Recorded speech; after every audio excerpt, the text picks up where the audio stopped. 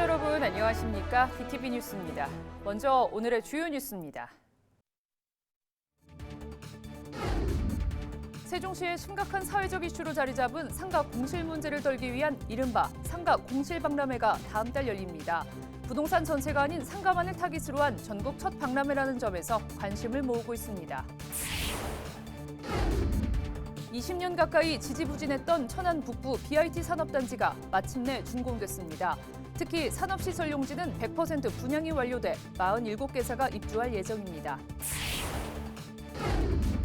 아산 배방읍 월천지구에는 폭이 좁은 도로에 인도 대신 조성돼 있는 보행 공간이 주차장으로 전락하고 있습니다.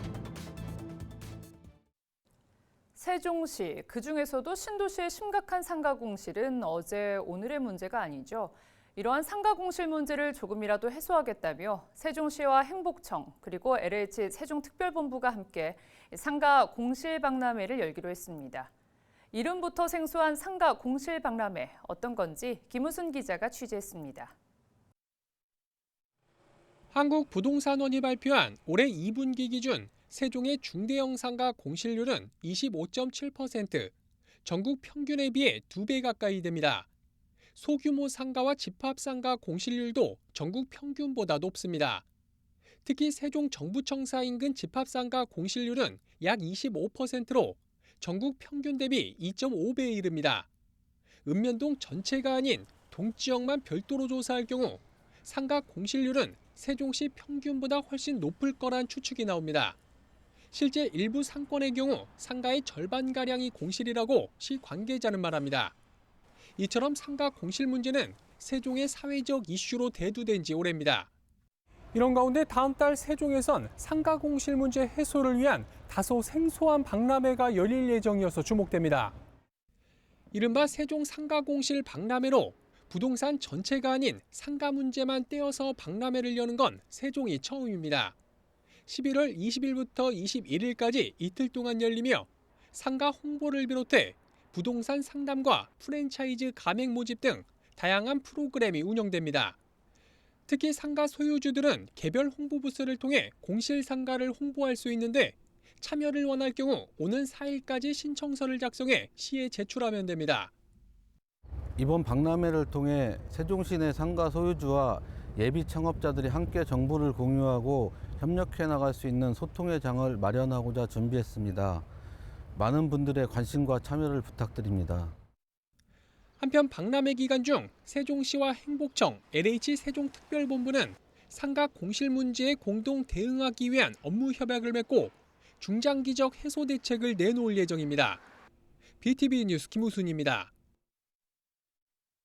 낙후된 천안 북부 지역 발전의 마중물이 될 북부 BIT 일반 산업단지가 준공됐습니다. 사업 타당성 조사를 완료한 지 17년 만인데요. 준공도 하기 전에 산업시설 용지는 100% 분양을 마쳤다고 합니다. 송용환 기자의 보도입니다. 천안 북부 BIT 일반 산업단지가 마침내 준공됐습니다.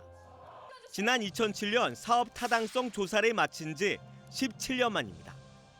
민간과 공공이 공동 출자하는 제3섹터 개발 방식으로 추진했는데 민간 사업자와의 의무 분담 문제로 늦어졌기 때문입니다. 총 사업비는 민자 3,157억 원을 포함해 모두 3,743억 원이 투입됐습니다. 북부 BIT 산업단지는 성안읍 복모리와 신가리, 어룡리 일원 87만 5천여 제곱미터의 산업시설 용지와 복합 주거, 공공시설 등이 들어서게 됩니다.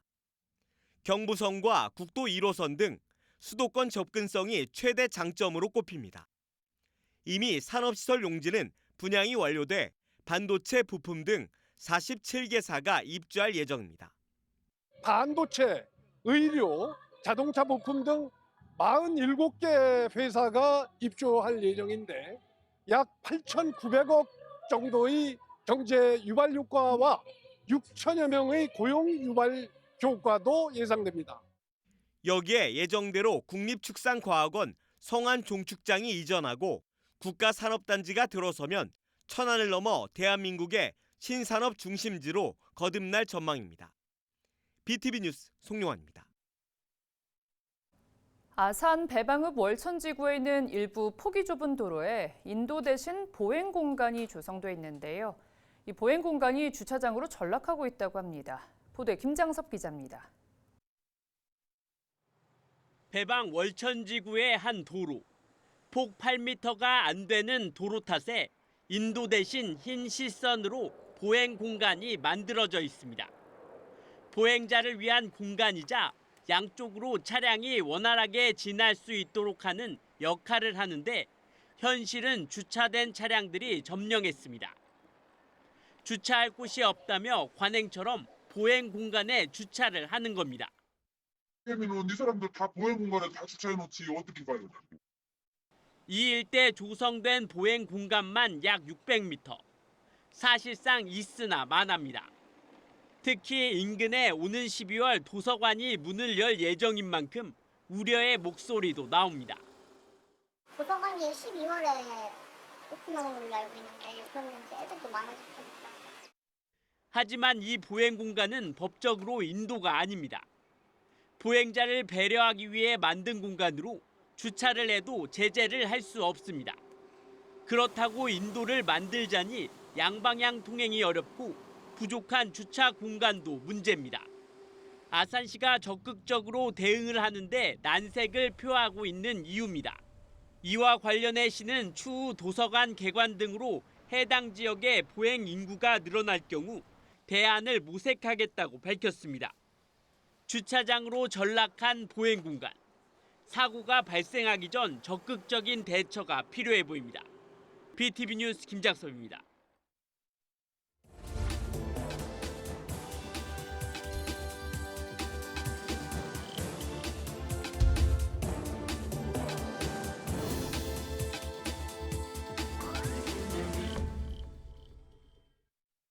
케이블 TV 공동기획 지역을 살려라 순서입니다.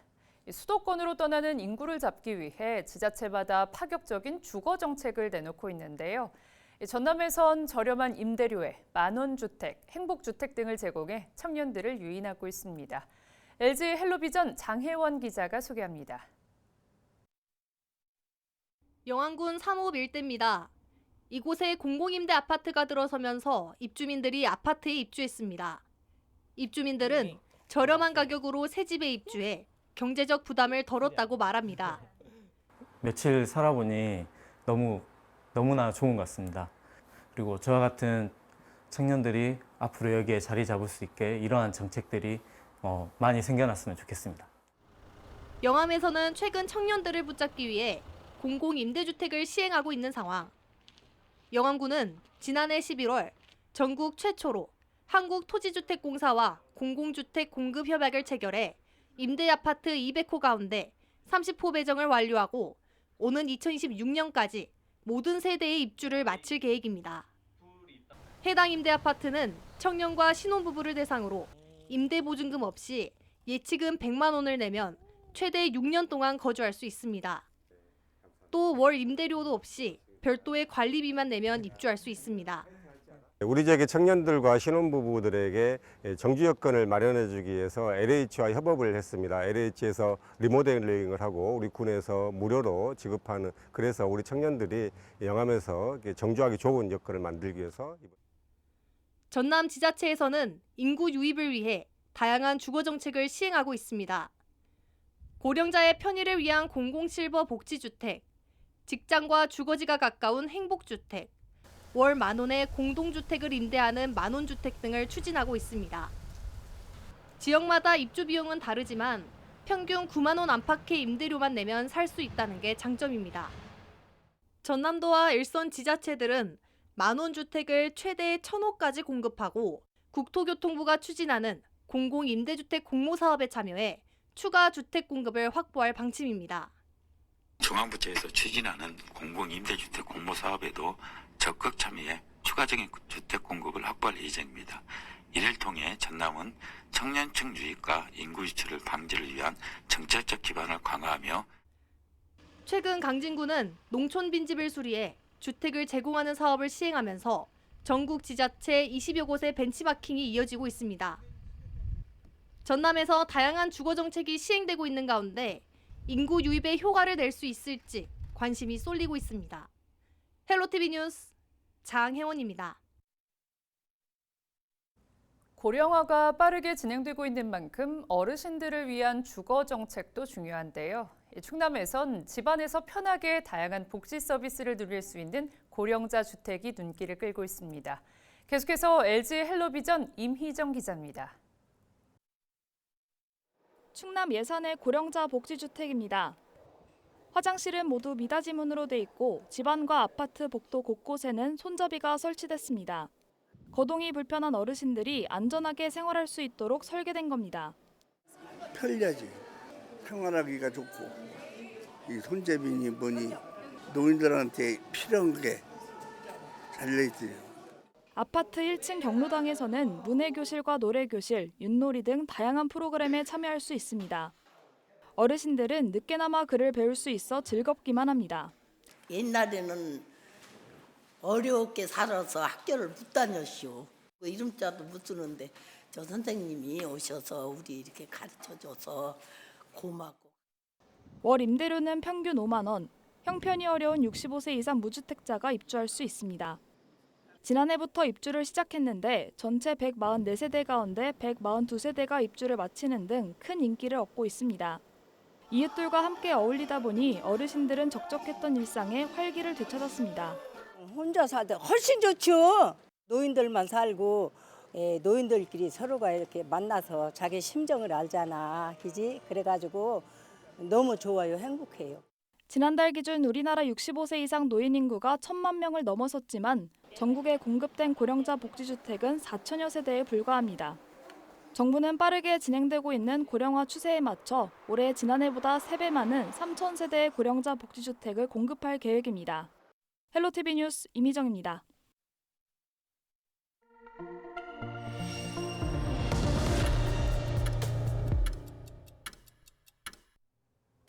지역 일간지에 올라온 주요 기사를 살펴보는 신문 토파 보기 시작하겠습니다. 먼저 이사철 깡통매물 주의보라는 기사부터 볼 텐데요. 이 전세가가 매매가와 같아지거나 혹은 매매가를 넘어선 경우를 깡통전세라 말합니다. 이럴 경우 세입자가 집주인에게 전세 보증금을 돌려받지 못하는 경우가 생기는데요. 충청권 일부 지역에서 아파트 전세가율이 깡통전세 위험 수준을 넘어선 것으로 나타났습니다. 통상 정세가율이 70%를 넘으면 주의, 80%를 넘으면 위험으로 판단하는 것을 감안하면 사실상 대전과 충남, 충북 등 충청권 전 지역이 깡통전세 주의 단계를 넘어선 셈입니다. 주택시장 침체 속 전셋값보다 매매 가격이 더욱더 빠르게 하락하고 있기 때문으로 풀이되는데요.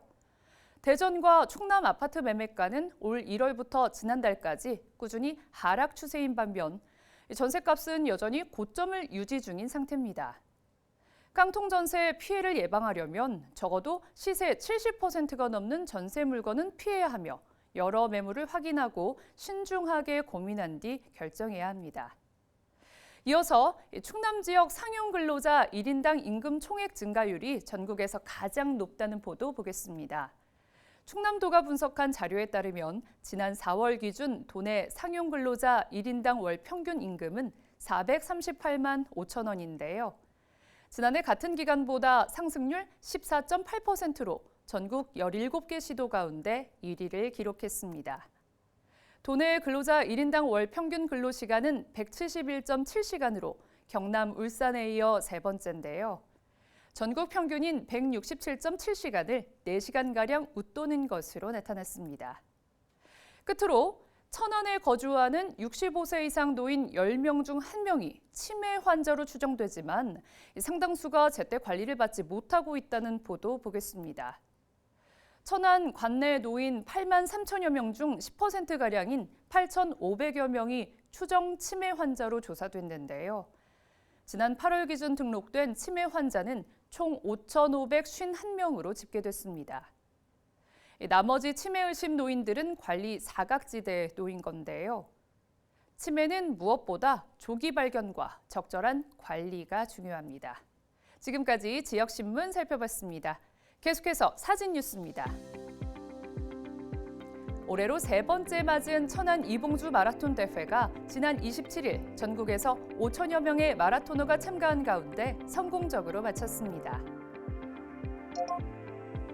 세종시가 초등학생을 대상으로 실시한 음식문화 개선 포스터 공모전에서 선정된 우수작품 30여 점이 다음 달 4일부터 5일간 시청 1층 로비에 전시됩니다.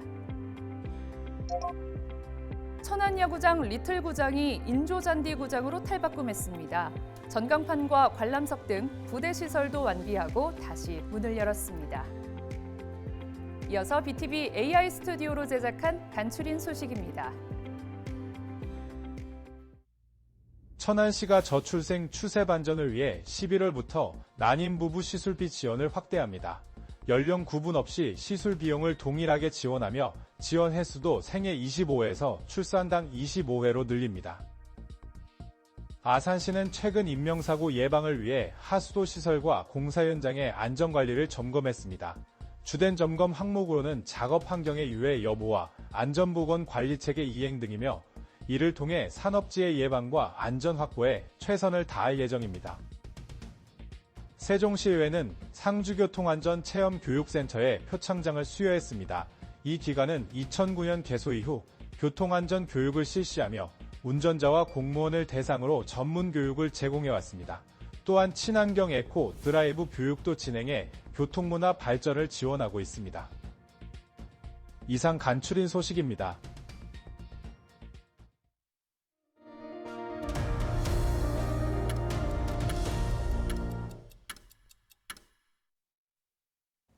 BTV에서는 힘이 되는 우리 이야기를 통해 방송 후 지역의 변화를 소개하고 있습니다.